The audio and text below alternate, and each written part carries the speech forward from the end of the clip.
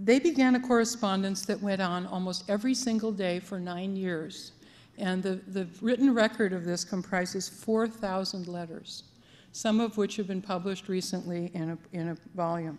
They talked about things like how light unifies things, how the presence of one object and another object sets up a force field of connection between them. And things that, frankly, that are beyond my scientific understanding. But that sense that nature is about relationships. Nature is about, and our relation to nature has to do with the way we perceive things.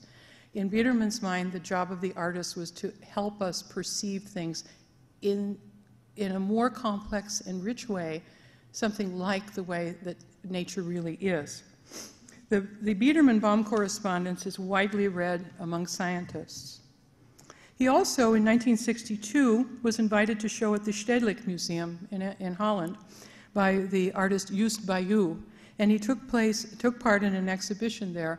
And when Biederman sent his work to the exhibition, which they only knew in black and white reproductions, they got this.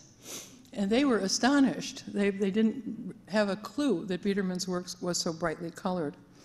In 1963, he had a small show of constructions at Columbia University, which was reviewed in Arts Magazine by the artist Donald Judd, who remarked on how intelligent they were and what a shame it was that we didn't know about them until this time.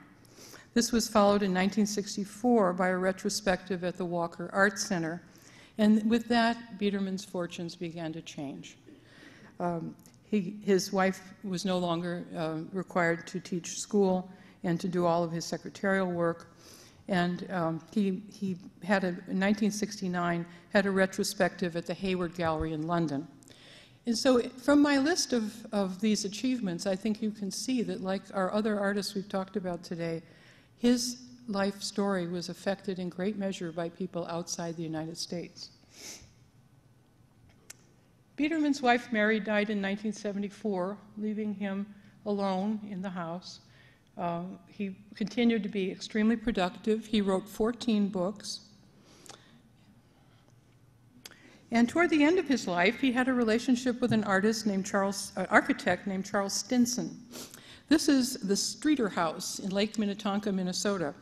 The original documents for the house list Charles Biederman as artist-architect and Charles Stinson as consulting architect.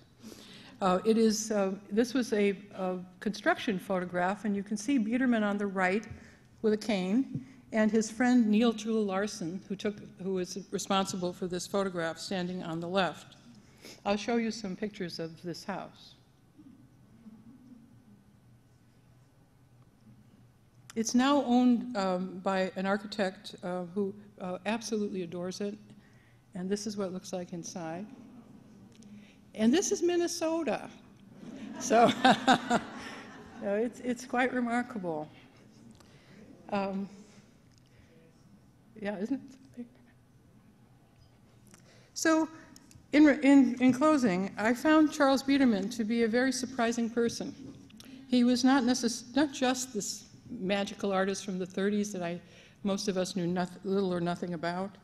He was a man of many relationships, many friendships, of great intellectual capacity, a person who was very difficult if you got in an argument with him. He was very opinionated, but highly influential. And he led a long, long, productive life. This is a photograph of him at age 96.